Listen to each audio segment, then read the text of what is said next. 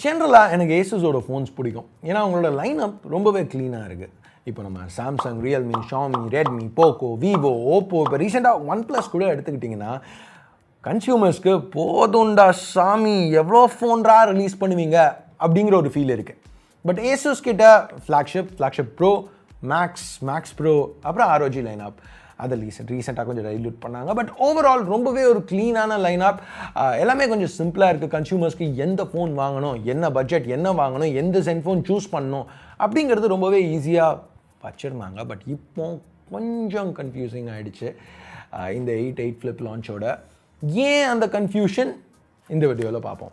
Hey guys, என் பேர் ash. நீங்கள் பார்த்துட்டு இருக்கிறது C4E Tech தமிழ். வீடியோ பிடிச்சிருந்துச்சுன்னா மறக்காமல் கீழே இருக்க தம்ஸ் அப் பட்டன், சப்ஸ்கிரைப், பெல் ஐகான்ஸ் இதெல்லாம் ப்ரெஸ் பண்ணுங்கள். இப்போ நம்ம வீடியோக்கு போவோம். ஸோ முதல்ல அன்பாக்சிங்லேருந்து ஆரம்பிக்கலாம். இது Zenfone 8 Flip. ரெகுலரான பிராண்டிங் தான் சைட்ஸில் இருக்குது. 8 Flip பிராண்டிங், Asus பிராண்டிங், திருப்பியும் Zenfone 8 Flip. ஸோ இப்போ ஓப்பன் பண்ணுவோம். பை த வே, இந்த பிராண்டிங்கை வச்சு உங்களுக்கு ஆப்வியஸாக தெரிலனா 28mobile.comலேருந்து தான் இந்த ஃபோனை வாங்கினா அவங்க தான் அந்த வீடியோக்கு ஸ்பான்சர்ஸ். ஸோ உங்கள் மார்க்கெட்டில் அவைலபிளாக இல்லாத ஏதாவது ஃபோன், என்ன ஃபோன் நீங்கள் வாங்கணும்னு நினச்சாலும், ஃப்ளிப் ஃபோன், ஃபோல்ட் ஃபோன் எதுவாக இருந்தாலும் மோஸ்ட்டாக 28mobile.comல இருக்கும். ஸோ ஃபாஸ்ட்டாக ஷிப் பண்ணுறாங்க, ப்ளஸ் சர்வீஸ் ரொம்ப நல்லா இருக்கும். 28mobile.com இது வரைக்கும் நீங்கள் செக் பண்ணி பார்க்கலன்னா டிஸ்கிரிப்ஷனில் லிங்க் கொடுக்குறேன், செக் பண்ணி பாருங்கள். ஸோ இந்த 8 பிராண்டிங் கொஞ்சம் வித்தியாசமாக பண்ணியிருக்காங்க. அது ரிஃப்ளெக்ஷனாக, ஷேடோவாக கொஞ்சம் யூனிக்காக இருக்குன்னு சொல்லலாம். இப்போ இதே ப்ராசஸ் திருப்பியும் Zenfone 8க்கு பண்ண போகிறோம். பேக்கில் ரெகுலரான அதே விஷயங்கள் தான் இருக்குது. பாக்ஸஸ் ஓப்பன் பண்ணலாம். முதல்ல Zenfone 8, அப்புறம் Zenfone 8 Flip, டிஃபை ஆர்டினரி, அதான் அவங்க யூஸ் பண்ணியிருக்க டேக்லைன். பிளேஸ்மெண்ட்ஸ் கொஞ்சம் வித்தியாசமாக இருக்குது ரெண்டு ஃபோன்ஸ்லையும். இப்போ இந்த இன்சர்ட்ஸை வெளில எடுத்தோன்னா முதல் விஷயம் நம்ம நோட்டீஸ் பண்ணுறது ஒரு Asus branded SIM ejector pen. அதுக்கப்புறம் கொஞ்சம் இன்ஃபர்மேஷன் புக்லெட்ஸ் இருக்குது, யூசர் கைட், அந்த மாதிரி ரெகுலர் புக்லெட்ஸ். அடுத்து ஒரு கேஸ். Asus இங்கே உண்மையிலேயே இந்த தடவை கேஸ் பற்றி பேசுகிறதுக்கு எதுவும் இருக்குங்க, கலாய்க்கிறதுக்காக பேசல. Asus இங்கே சாஃப்ட் கேஸுக்கு பதிலாக ஒரு ஹார்ட் கேஸ் யூஸ் பண்ணியிருக்காங்க. பின்னாடி ஒரு சின்ன பேட்டர்ன் இருக்குது, ப்ளஸ் சட்டிலான Asus பிராண்டிங். அந்த ஃப்ளிப்புக்கும் அதே மாதிரி தான், எக்ஸாக்டாக ஒரே மாதிரி கேஸ். ஒரு சின்ன வித்தியாசம் என்னென்னா டாப்பில் இந்த ஒரு ஃபிசிக்கல் ஸ்விட்ச் மாதிரி கொடுத்துருக்காங்க. பேசிக்காக அந்த மாடியூல் ஃப்ளிப் ஆகாமல் இருக்கிறதுக்கு, ஃபிசிக்கலாக ப்ரிவெண்ட் பண்ணுறதுக்கு ஒரு ஆப்ஷன். என்னோட எக்ஸ்பீரியன்ஸில் Asusோட ஃப்ளிப் ஃபோன்ஸ், ஃப்ளிப் கேமராஸ் எப்போவுமே நம்மளுக்கு வேண்டாதப்போ ஃப்ளிப் ஆனதே கிடையாது. எனக்கு அந்த மாதிரி ஒரு எக்ஸ்பீரியன்ஸ் இல்லை. பட் ஸ்டில் உங்களுக்கு ரொம்ப சேஃபாக இருக்கணும்னா இதை யூஸ் பண்ணலாம். எனிவே, இதெல்லாம் நான் உங்களுக்கு க்ளோஸ்அப்பில் காமிக்கிறதுக்கு காரணம் கேஸை பற்றி பேசணுங்கிறது இல்லை, மேக்ரோ லென்ஸ் யூஸ் பண்ணி எடுத்துருக்கேன். ஸோ அதை கொஞ்சம் காமிக்கலான்ட்டு தான், வேறு எதுவும் இல்லை. எனிவேஸ் கைஸ், இனிஷியல் இம்ப்ரெஷன்ஸ், ரெண்டு ஃபோனையும் வெளில எடுத்தோன்னே 8 ரொம்பவே சின்னதாக இருக்குது 8 ஃப்ளிப்போட கம்பேர் பண்ணல. ஸோ இப்போ 8 ஃப்ளிப்லேருந்து இந்த பிளாஸ்டிக்கை ரிமூவ் பண்ணலாம். இப்போ 8லேருந்து அதே பிளாஸ்டிக்கை ரிமூவ் பண்ணுவோம். ஃபினிஷஸ் இங்கே ரெண்டு ஃபோனுக்குமே பின்னாடி வித்தியாசமாக இருக்குது. இப்போ 8ல் ஒரு frosted matte kind of finish இருக்குது. Zenfone பிராண்டிங் மினிமலாக கொடுத்துருக்காங்க. பட் 8 ஃப்ளிப்பில் ஒரு கிளாசி ஃபினிஷ் இருக்குது. ஸோ ஃபிங்கர் பிரிண்ட் ஸ்மட்ஜஸ் இன்னும் ஈஸியாக இதில் பிக்கப் ஆகும். மற்றபடி பிளேஸ்மெண்ட்ஸ் அப்படின்னு பார்க்கல, ரெண்டு ஃபோன்ஸ்க்குமே ரைட் சைடில் ஒரு ஆக்சென்டட் பவர் கீ கொடுத்துருக்காங்க. இது நம்ம ஏற்கனவே பிக்சலில் பார்த்துருக்கோம், எனக்கு ரொம்ப பிடிச்ச ஒரு டிசைன் சாய்ஸ் அப்படின்னு சொல்லலாம். அதுக்கு மேலே வால்யூம் கீஸ் இருக்குது. டாப்பில் secondary noise cancelling microphone. Zenfone 8ல் ஹெட்ஃபோன் ஜாக் இருக்குது, ஃப்ளிப்பில் அது கிடையாது. பட் லெஃப்ட்டில் பார்த்தீங்கன்னா ஃப்ளிப்பில் டெடிகேட்டட் மைக்ரோ SD சப்போர்ட் இருக்குது. Zenfone 8ஓட ட்ரே பாட்டமில் கொடுத்துருக்காங்க, இங்கே மைக்ரோ SD சப்போர்ட் கிடையாது. மற்றபடி பாட்டமில் primary microphone, USB Type-C port, அப்புறம் ஸ்பீக்கர் இருக்குது. ஸ்டெரியோ ஸ்பீக்கர் சப்போர்ட் ரெண்டு ஃபோன்லையுமே இருக்குது. நீங்கள் நோட் பண்ண வேண்டிய ஒரு விஷயம் என்னென்னா, கீழே ஒரு சின்ன நோட்டிஃபிகேஷன் எல்இடியும் கொடுத்துருக்காங்க. ஸோ ஒரு யூனிக்கான டச்னு சொல்லலாம். இப்போ கேமராஸ்னு வரையில் Zenfone 8ல் 2 சென்சர், Zenfone 8 ஃப்ளிப்பில் 3 சென்சர்.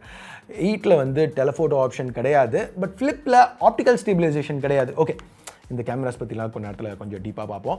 இப்போதைக்கு நம்ம திருப்பியும் பாக்ஸ்க்கு வருவோம். வேறு என்ன இருக்குன்னு பார்த்தீங்கன்னா, USB Type-C to Type-C cable, அப்புறம் ஒரு 30 வாட் சார்ஜர். ஸோ இந்த 30 வாட் சார்ஜரை யூஸ் பண்ணி 0 to 60 ஒரு 35 நிமிஷத்தில் சார்ஜ் பண்ண முடியும். ஃப்ளிப்புன்னு வரையில் 25 நிமிஷத்தில் சார்ஜ் பண்ண முடியும் ரெகுலர் Zenfone 8க்கு.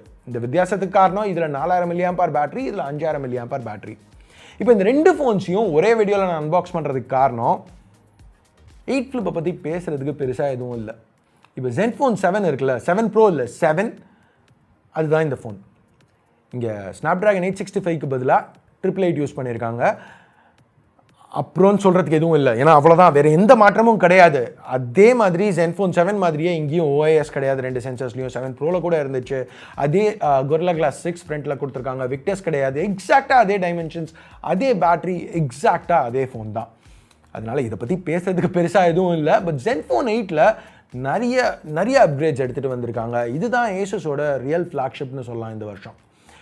ஸோ இந்த ஃபோன் ஏன் இவ்வளோ யூனிக்காக இருக்குது அப்படிங்கிறதுக்கு முதல்ல நம்ம ஃபார்ம் ஃபேக்டர்லேருந்து ஆரம்பிப்போம். ஆண்ட்ராய்ட் ஃபோன்ஸ்லேயே இருக்கிறதுலே பவர்ஃபுல்லான சின்ன ஃபோன் இது தான். இன்ஃபேக்ட் S21 கூட இது சின்னதாக இருக்குது. வெயிட் வெறும் 169 கிராம்ஸ் தான். ஸோ ரொம்பவே லைட்டாக இருக்குது. ஒரு ஸ்லீக் இன்ஹேண்ட் ஃபீல் இருக்குது. பின்னாடி Gorilla Glass 3 தான் யூஸ் பண்ணியிருக்காங்க. பட் ஒரு மேட் ஃபினிஷ் இருக்கிறதுனால ஃபிங்கர் பிரிண்ட் ஸ்மட்ஜஸ் ஈஸியாக பிக்கப் ஆகிறதில்ல. அந்த மினிமலிஸ்டிக் Zenfone பிராண்டிங்கும் நல்லா பண்ணியிருக்காங்க. எடுத்தோன்னு பார்க்குறதுக்கு இந்த கிளாசி ஃபினிஷ் பெட்டராக இருக்கலாம். பட் ஃபிங்கர் பிரிண்ட் ஸ்மட்ஜஸ் அப்படின்னு வரையில் இதுதான் பெட்டரான ஆப்ஷன். நோட் பண்ண வேண்டிய ஒரு விஷயம் என்னென்னா, இது ரொம்பவே ஸ்லிப்பரியாக இருக்குது. ஸோ நானே 2 தடவை கிட்டத்தட்ட ஃபோனை கீழே போட்டிருப்பேன். ஸோ என்னோடய டெஸ்டிங்கில் ஃபுல்லாக கேஸோடு தான் யூஸ் பண்ண போகிறேன். இப்போ அந்த கேஸோடு யூஸ் பண்ணையில் கூட ஃபோன் லைட்டாக தான் இருக்குது. கையில் அந்த ஸ்லிம் ஃபீல் இருக்குது. பின்னாடி அந்த கேஸில் பார்த்த அந்த பேட்டர்னால் உங்களுக்கு ஒரு நல்ல கிரிப் கிடைக்குதுன்னு சொல்லலாம். ப்ளஸ் சாஃப்ட் கேஸஸோட அந்த சாஃப்ட் டிரான்ஸ்பரண்ட் TPU கேஸஸோட கம்பேர் பண்ணையில் லாங் டேர்மில் இது பார்க்குறதுக்கு இன்னமும் பெட்டராக இருக்கும். ஏன்னா அந்த டிரான்ஸ்பரண்ட் கேஸஸ்லாம் கொஞ்ச நாள் ஆக அதில் அந்த ஒரு yellowish ஃபேட் ஆக ஆரம்பிச்சிடும். ஒரு yellowish கலரில். ஹார்ட் கேஸஸில் அந்த பிரச்சனை இருக்கக்கூடாது. ஓகே, டிஸ்பிளேன்னு வரையில் 5.9 இன்ச் டிஸ்பிளே. ஸோ S21 சின்ன டிஸ்பிளே தான். பட் வேறு சில சிமிலாரிட்டிஸ் இருக்குது. Super AMOLED, 120 Hz, Full HD+ resolution, ரொம்பவே ஒரு நல்ல தரமான டிஸ்பிளே யூஸ் பண்ணியிருக்காங்க. 700 nit peak brightness, 1100 nits HDR இருக்குது. ஸோ இப்போ வெளியில் நல்ல லைட்டிங் கண்டிஷன்ஸில் கூட இந்த டிஸ்பிளே பார்க்குறதுக்கு பிரச்சனை எதுவும் இல்லை. இந்த கேமரா, இந்த பஞ்ச் ஹோல் கேமராவை சுற்றி உள்ள அந்த மெட்டல் ரிம் எனக்கு கொஞ்சம் டிஸ்ட்ராக்டிங்காக இருந்துச்சு. அஃப்கோர்ஸ் யூஸ் பண்ண கண்டிப்பாக பழகிடும். இது ஒரு சின்ன நெகட்டிவ் தான். பட் எனக்கு இந்த பாயிண்டில் பார்க்குறதுக்கு அது ரொம்பவே டிஸ்ட்ராக்டிங்காக இருக்குது. இப்போது இந்த ஃபோனில் வேறு என்ன வித்தியாசம் அப்படின்னு பார்த்தீங்கன்னா, ஃப்ரண்ட்டில் கவர் இந்த ப்ரொடெக்ஷனுக்கு Gorilla Glass Victus யூஸ் பண்ணியிருக்காங்க. Plus IP68 water and dust ரெசிஸ்டன்ஸும் எடுத்துகிட்டு வந்திருக்காங்க. ஸோ Zenfone 8 ஃப்ளிப்போட கம்பேர் பண்ணையில் இதில் நிறைய புது ஃபீச்சர்ஸ் இருக்குது. அப்கிரேட்ஸ் பற்றி பேசல. அஃப்கோர்ஸ் இந்த செல்ஃபி கேமரா அப்கிரேட் கிடையாது. ஏன்னா ஃப்ளிப் அவுட் ஆகாது, ரைட்? இந்த ஃபோனில் ரியர் கேமராவையே நம்ம செல்ஃபிக்கு யூஸ் பண்ண போகிறோம். என்ன தான் இந்த 12 மெகாபிக்சல் செல்ஃபி கேமரா நல்லா தான் பெர்ஃபார்ம் பண்ணாலும் ரியர் கேமராக்கு ஈக்குவலாக இருக்காதுல்ல. ஸோ செல்ஃபீஸ்னு வரையில் ஃப்ளிப் அளவுக்கு கிடையாது. பின்னாடி உள்ள கேமராஸ் பெர்ஃபார்மன்ஸ் நல்லா தான் இருக்குது. ஆனாலும் இது ஒரு ஏமாற்றம்னு சொல்லலாம். ஏன்னா இந்த Zenfone 8 ஃப்ளிப்பை எடுத்துக்கிட்டிங்கன்னா 7 Proவோட கம்பேர் பண்ணையில் 2 சென்சர்லேயுமே OIS கிடையாது. மற்றபடி அதே சென்சர்ஸ் தான் யூஸ் பண்ணியிருக்காங்க. இப்போது Zenfone 8 எடுத்துக்கிட்டிங்கன்னா ப்ரைமரியில் OIS இருக்குது. பட் டெலஃபோட்டோவே கிடையாது. 2 சென்சர் தான். அல்ட்ரா வைட்ஸும் போன ஜென்ரேஷனில் பார்த்து அதே தான் யூஸ் பண்ணியிருக்காங்க. ஸோ இங்கே தான் அந்த கன்ஃபியூஷன் கொஞ்சம் வருது. ஏன்னா இப்போ பெஸ்ட் ஃபோன் வாங்கணும் ஒரு பிராண்டில் அப்படின்னு பார்த்தீங்கன்னா ஆப்பிளில் ப்ரோ மேக்ஸ், சாம்சங் ஷாமியில் அல்ட்ரா, OnePlus, போக்கோ, ரியல்மி இந்த பிராண்ட்ஸ்லலாம் ப்ரோ வேரியன்ட் பெட்டராக இருக்கும். பட் இங்கே இந்த 8 ஃப்ளிப் பெட்டரா, 8 பெட்டரா, எது பெட்டரான ஃபோன், எது ஆக்சுவல் ஃப்ளாக்ஷிப் அப்படின்னு பார்த்தீங்கன்னா 8 ஃப்ளிப்பில் இந்த ஃப்ளிப் ஆப்ஷன் இருக்குது, எக்ஸ்ட்ரா டெலஃபோட்டோ கேமரா இருக்குது, செல்ஃபீஸ் பெட்டராக இருக்கும் அஃப்கோர்ஸ். ஆனால் OIS கிடையாது. இதில் OIS இருக்குது, ஹெட்ஃபோன் ஜாக் இருக்குது, ஆனால் மைக்ரோ SD கிடையாது.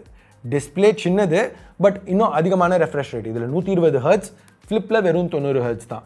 ஃப்ளிப்பில் Gorilla Glass 6 ப்ரொடெக்ஷன், இதில் Victus. பீக் பிரைட்னஸ் 8ல் கொஞ்சம் அதிகம்.